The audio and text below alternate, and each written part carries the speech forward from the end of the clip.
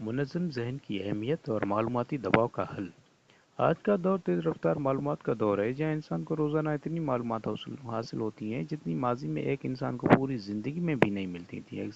اس کثرت معلومات نے انسانی ذہن پر ایک خاص قسم کا دباؤ پیدا کر دیا ہے، جسے برین ڈرین یا ذہنی تھکن کہا جاتا ہے۔ یہ کیفیت اس وقت پیدا ہوتی ہے جب انسان اپنے دماغ کو اہم خیالات پر غور کرنے کے بجائے غیر ضروری معلومات کو محفوظ رکھنے کے لیے استعمال کرتا ہے۔ اس مسئلے کا حل منظم زندگی اور مناسب حکمت عملی اختیار کرنے میں پوشیدہ ہے۔ سب سے پہلے یہ سمجھنا ضروری ہے کہ انسانی دماغ کی ساخت ایسی ہے کہ وہ تبدیلی کو فوراً محسوس کرتا ہے۔ یہی وجہ ہے کہ آج کے دور میں موبائل فون کی ہر نوٹیفیکیشن ہماری توجہ حاصل کر لیتی ہے۔ ہم اکثر یہ سمجھتے ہیں کہ ہم ایک وقت کئی کام سر انجام دے سکتے ہیں، مگر حقیقت میں دماغ ایک وقت میں ایک ہی کام کرتا ہے اور بار بار کام تبدیل کرنے میں توانائی ضائع ہوتی ہے۔ اس لیے ضروری ہے کہ ہم اپنی توجہ کو غیر ضروری چیزوں سے بچائیں۔ دوسری اہم بات یہ ہے کہ دماغ معلومات کو پہچاننے میں تو ماہر ہے، لیکن اسے فوراً یاد رکھنا مشکل ہوتا ہے۔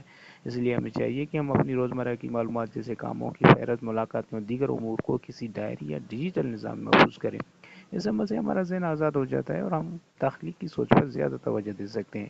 مزید برآں یہ بھی ضروری نہیں کہ ہر چیز مکمل طور پر منظم ہو۔ بعض اوقات معمولی بے ترتیبی بھی فائدہ مند ثابت ہوتی ہے۔ اگر ہم ہر چیز کو مکمل طور پر ترتیب دینے کی کوشش کریں تو یہ خود ایک بوجھ بن جاتا ہے۔ اس لیے کچھ چیزوں کو سادہ انداز میں متفرق رکھنا بہتر ہوتا ہے تاکہ ہم اہم امور پر زیادہ توجہ دی سکیں۔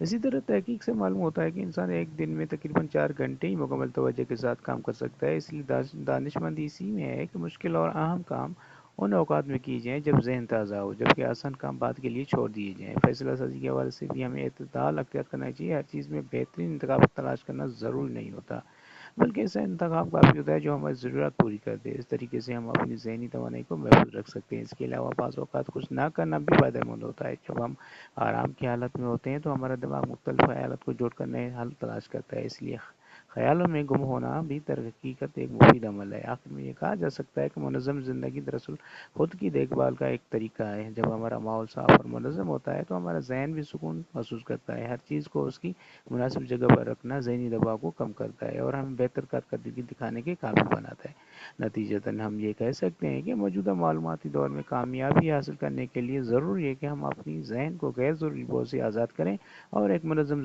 طرز زندگی اختیار کریں۔ اس طرح ہم نہ صرف اپنی کارکردگی کو بہتر بنا سکتے ہیں بلکہ ایک پرسکون اور متوازن زندگی بھی گزار سکتے ہیں۔